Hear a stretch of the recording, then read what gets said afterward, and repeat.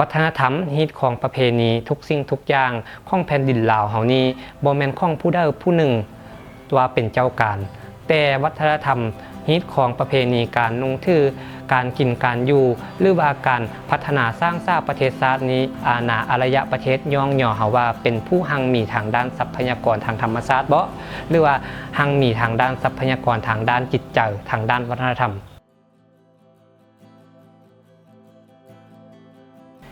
สำหรับที่ไปที่มาแล้วมันด้วยความมักด้วยความหักวัฒนธรรมแล้วก็บวกกับว่าพอเท่าแม่เท่าเนาะปู่ย่าเพิ่นเฮ็ดพาไปแห่ผ้าบางพานุ่งเครื่องแบบลาวเดิมของนี่แหละเพิ่นก็จะบอกจะสอนเนาะต้องนุ่งแบบนี้ต้องมีลักษณะแนวนี้จึงจะทึกฮิตทึกของเฮาจึงจะส้มขวนส้มมาพาควรตามกาลเทศะเพราะว่าเพิ่นบอกเสมอว่าวัฒนธรรมบ้านเฮานี้มีระดับของวัฒนธรรมเรื่องการแต่งกายเช่นว่าเฮาจะนุ่งถือเฮาจะไปงานได้เฮาจะต้องมีการให้เกียรติว่าในพิธีในงานนั้นส้มมาพาควรแล้วบ่เลยน้องก็จึงว่าฮิปโฮมเอาบรรดาวัยหนุ่มด้วยกันบรรดารุ่นอายรุ่นน้องถ้ามาจัดกิจกรรมเฮ็ดร่วมกันก็คืองานรณรงค์การแต่งกายการนุ่งถือการแห่ผ้าบางก็คือเฮ็ดเอาได้เนาะจะเป็นต้นแบบให้แก่บ้านให้แก่เมืองเช่นว่าการนุ่งถือเนาะเขาต้องนุ่งถือแบบได้จึงจะถูกต้องเช่นว่าผู้ชายเขาก็ต้องใส่เสื้อขาวเสื้อขอตังคันถ้าว่าบ่มีเสื้อขอจีนบ่มีเสื้อตามแบบบูฮานก็สามารถใส่เสื้อเชิ้ตได้เนาะใส่เสื้อเชิ้ตสีขาวได้เฮ็ดแบบได้ก็ได้ให้สุภาพที่สุดแล้วก็คันถ้าว่าผู้ชายบ่มีผ้าเหน็บเตี่ยวก็สามารถใส่ทรงสุภาพหรือว่าใส่ผ้าสลงหรือว่าตามส่วนเผ่าของตัวเองแหละที่ว่าเห็นว่าสุภาพเนาะสำหรับผู้หญิงคันถ้าว่าฮีทบ้านเฮาเนาะก็ต้องผู้หญิงก็ต้องเกาผมขึ้นเนาะบ่ควรละผมเพราะว่าการเกาผมนี้หมายถึงความสุภาพเรียบร้อยแต่ว่าคันถ้าว่าการละผมในฮีทบ้านเฮานี้แล้วมันหมายถึงการไว้ทุกการละผมนี้หมายถึงการโศกเศร้าเสียใจแล้วก็ผู้หญิงก็สำหรับเสื้อก็นุ่งเสื้อมีคอนุ่งเสื้อสุภาพบ่นุ่งเสื้อเปิดบ่าเปิดอกแล้วก็ผ้าเบียงข้าวแล้วก็สิ้นก็บ่ควรเป็นสีที่แจ้งเกินไปสีที่แจ๊ดเกินไปเป็นสิ้นที่สุภาพส่วนเกิบกับเกิบขัดมันเกิบหัดส้นเลยสำหรับเนาะจะอธิบายตื่นว่าเป็นยังต้องสุภาพการไปวัดไปว่าการไปเฮ็ดบุญนี่ต้องสุภาพเพราะว่าการไปวัดนี่ไม่ถึงว่าการไปเฮ็ดบุญเฮาต้องเคารพในบุญในกุศลแม้แต่ว่าเฮาไปให้ทานเนาะเฮาตั้งกองบุญกองทานในพิธีกองบุญกองทานนี้ยังมีพิธีเคารพข้องทานก่อนฉะนั้นแล้วเฮาไปวัดเฮาต้องเคารพในบุญในกุศลที่จะเกิดขึ้นซึ่งการเคารพก็ตั้งแต่ว่าการอาบน้ำแต่งกายด้วยสุภาพเรียบร้อยซึ่งความสุภาพของแต่ละชนชาติชนเผ่านั้นบ่คือกันชนชาติที่เขาเจ้าคิดว่าเขาเจ้าแต่งกายสุภาพเขาเจ้าก็แต่งกายนั้นมาก็สามารถนุ่งได้เฮ็ดได้โดยสำหรับการกะเกียมเนาะกะเกียมนี่เขาคือกะเกียมนะตั้งแต่ท้ายเดือน3หุ่นซึ่งน้องก็ได้มีผู้สนับสนุนเนาะได้โอหล่มเพิ่นก็คือท่ารัดไพวันเนาะเพิ่นมาจากท่าแควซึ่งเพิ่นได้สนับสนุนเรื่องเครื่องนุ่งเรื่องสุดของบรรดานักศึกษาอาสานักเรียนทั้งหมดนี่ก็60-70สุดแล้วก็นอกนั้นก็ได้โอหล่มทางเจ้าของธุรกิจบ้านเฮาเนาะซอยในบรรดาเรื่องเสื้อของผู้หญิงซึ่งได้โอหล่มเจ้าของร้านเนาะร้านอาหารพันบุญที่อยู่หน้าวัดมาก็คือไอซ่อนสุริรัตน์ซึ่งเพิ่นเป็นรุ่นอายเพิ่นก็ยินดีที่จะสนับสนุนเพราะว่าเป็นกิจกรรมที่ดีหลายแล้วก็ซ่องมาก็คือเฮาต้องได้มาเตรียมเรื่องงานเวิร์กช็อปเรื่องงานสอนแบบลงตัวจริงถ้าแกนักเรียนนักศึกษาอาสาที่ว่าลงสมัครผ่านสื่อออนไลน์ของเฮาเนาะก็คือเฮาก่อนจะว่ามาแห่ผ้าบางนี่เฮาจะต้องได้สอนให้เขาเจ้าเช่นว่า1รู้ความเป็นไปเป็นมาของการแห่ผ้าบางว่ามีประวัติความเป็นมาแล้วได้มีความสำคัญแล้วได้พร้อมนั้นเนาะเฮาก็ต้องปลุกใจให้บรรดาวัยหนุ่มทั้งหลายนี้เห็นปัญหาเห็นความสำคัญของปัญหาที่จะเกิดขึ้นว่าทุกคนนั้นต้องเป็นเจ้าการซึ่งน้องเว้ากับข้าเจ้าเสมอเนาะว่าวัฒนธรรมฮิตของประเพณีทุกสิ่งทุกอย่างของแผ่นดินลาวเฮานี้บ่แม่นของผู้ใดผู้หนึ่งว่าเป็นเจ้าการแต่วัฒนธรรมฮิตของประเพณีการนุ่งถือการกินการอยู่หรือว่าการพัฒนาสร้างสร้างประเทศชาตินี้แม่นของทุกคนนั้นต้องร่วมไม้ร่วมมือกัน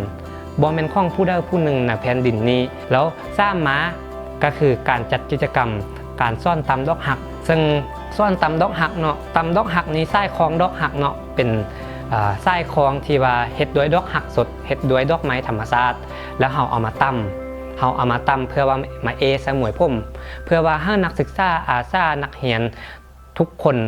ได้มาเรียนตำได้ทางความรู้ได้ทางวิชาชีพได้ทางเอาไว้ใช้แท้หน้ามือตัวจริงฉะนั้นเราผู้ทำได้เฮ็ดเองทำเองใช้เองมีความภูมิใจได้ความรู้เอง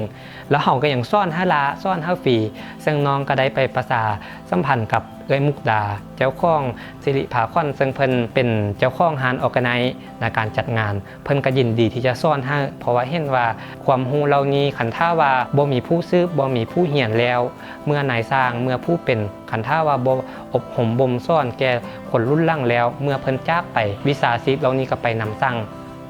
งทั้งหลายฉะนั้นแล้วเฮาลูกหลานเฮาผู้เป็นผู้สืบทอดเฮาก็ต้องได้เรียนได้รู้เอาดังเพิ่นเว้าว่าหมดป่าไม้ก็อย่างดอนหมดคนเฒ่าแก่ก็อย่างลูกก็อย่างหลานเมื่อดังต้นไม้ยางที่ล้มหลงหากไปมีหักไม้เบี้ยไม้ก็ต้องอย่างอยู่เพื่อจะสืบที่แทนแม่นที่นั่งให้แก่คนรุ่นต่อไปแล้วก็นอกนั้นเองเนาะหลังจากที่ว่ามีการอบรมบ่มสอนเรื่องการตำดอกหักแล้วเฮาก็ยังมีวิธีการสอนก็คือการจับโอจับขั้นบอกว่าต้องอุ้มหน่อยได้ต้องจับหน่อยได้แล้วหลังจากนั้นนะพิธีแห่เฮาแห่แล้วเนาะเฮาก็จะได้มีการส้มหมาครูบาอาจารย์ส้มหมาสถุซึ่งพาเขาเจ้าไปส้มหมาเพราะว่าคนลาวเฮานี่เชื่อว่าการส้มหมาพระพุทธพระธรรมพระสงฆ์ก็คือพระสงฆ์เนาะเป็นตัวแทนของพระศาสนานี้การส้มหมาแก่พระสงฆ์นี้เป็นมงคลอย่างยิ่งเพราะว่าพระสงฆ์นี้เป็นผู้มีศีลผู้มีธรรมผู้มีศีลผู้มีธรรมนี้จะเว้ายังจะให้พรยังก็เป็นมงคลฉะนั้นเราปีมาฟ้ามาการไปส้มมาการไปรับพรแก่ผู้มีศีลนี้ถือว่าเป็นมงคลอย่างสูงสุดสำหรับปีนี้เนาะจะแตกต่างจากปีที่ผ่านมาเนาะซึ่งปีที่ผ่านมานั้นเฮารับเอานักศึกษาเพียงแต่คณะสถาปัตยกรรมศาสตร์ของมหาวิทยาลัยสุภานุวงศ์แต่ว่ามาปีนี้เนาะเฮานั้นเปิดรับทางอาสาสมัครทางนักศึกษาจากคณะสถาปัตยกรรมศาสตร์แล้วก็คณะอื่นๆเช่นว่าคณะเศรษฐศาสตร์ก็ดีคณะอักษรศาสตร์ก็ดีไปกว่านั้นเนาะบรรดานักเรียนที่ว่าจากโรงเรียนต่างๆเช่นว่าโรงเรียนมัธยมสมบูรณ์ปองขำโรงเรียนมัธยมสมบูรณ์สันติภาพโรงเรียนมัธยมสมบูรณ์ประชาธิปไตยเพิ่นก็ยังสมัครมาเนาะบรรดานักเรียนเพราะว่าเห็นผลงานของปีกายแล้วเพิ่นอยากอนุรักษ์รักษาร่วมกับพวกเฮาซึ่งก็ดีแล้วก็ดีไปกว่านั้นก็คือบรรดาหมู่เพื่อน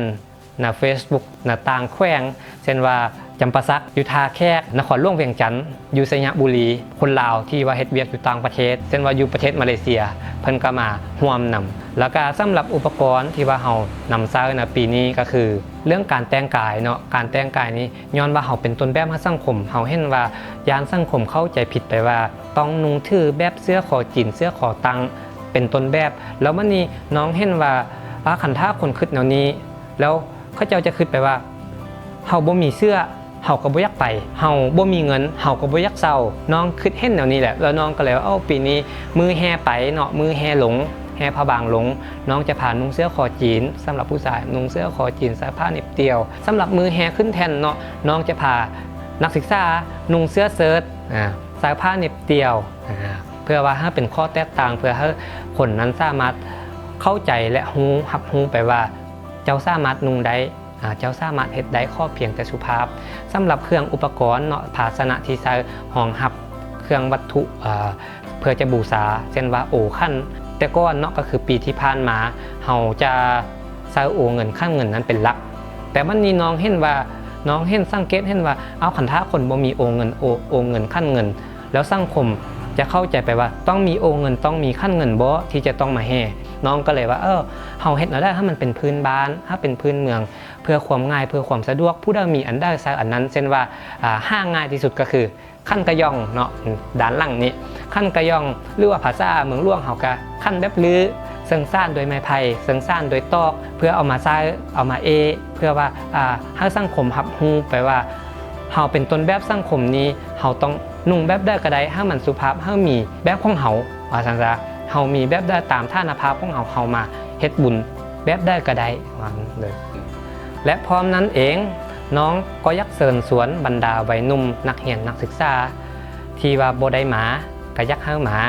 ที่ว่าบ่ได้รักษาก็อยากรักษาร่วมกันบ่ว่าจะปีนี้ทั้งว่าพวกทานเนาะจะบ่ได้มากับปีหน้าก็ขอเชิญชวนมาร่วมแห่งร่วมใจร่วมกันก็คือเรื่องการรักษาเนาะมูลมังสังขยาของบรรพบุรุษนี้เป็นหน้าที่ของทุกคนบ่แม่นหน้าที่น้องผู้เดียวน้องผู้เดียวนี้น้องบ่สามารถรักษาได้น้องบ่สามารถจะไปซอยได้แต่ว่าคันถ้าว่าทุกๆคนบรรดาอ้ายน้องนุ่งฮู้จักฮักแพงมาร่วมกันมารักษามาเสริมขยายนำกันวัฒนธรรมบ้านเมืองของพวกเฮาเนี่ยจะพ้นเด่นแล้วก็จะบ่คือไผแล้วก็จะโดดเด่นและเฮาก็จะภูมิใจที่สุดการสามัคคีกันนี้เป็นอันน้ำหนึ่งใจเดียวในการรักษานี้ถือว่าเป็นสัญลักษณ์ของความภูมิใจที่ว่าเฮามีวัฒนธรรมเมื่อดังคำสุภาษิตเนาะเพิ่นเว้าเสมอว่าไม้ลำเดียวล้อมหัวบ่คอยไผบ่พร้อมแปลงบ้านบ่เหืองหรือว่าคำเว้าของทานผู้นำเนาะทานสุภานุวงศ์เนาะเพิ่นเว้าเสมอว่าประชาชนลาวเฮานี่มีหลายชนชาติชนเผ่าแต่คันถ้าว่าเฮาสามัคคีกันเข้าร่วมแห่งร่วมใจกันเข้าก็เหมือนดังดอกไม้หลายสีที่บานเบ่งบานและหอมหวนณต้นเดียวกันฉะนั้นแล้วก็อยากเชิญชวนบรรดาวัยหนุ่มนี่แหละทุกคนมาร่วมแห่งร่วมใจรักษาวัฒนธรรมเรื่องการแต่งกายนำกันเนาะถ้าว่าจะอาศัยแต่กลุ่มก้อนกลุ่มเดียวก็บ่ได้ต้องอาศัยหมดทุกคนในสังคมให้เห็นความสำคัญนำกันถ้าว่าบ่รักษาบ่เสริมขยายก็จะหายไปในยุคสมัยของเฮาเสียทิ่มนั้นละฉะนั้นแล้วเฮาจะเฮ็ดแนวใดให้บ้านเมืองเฮาอยู่ต่อ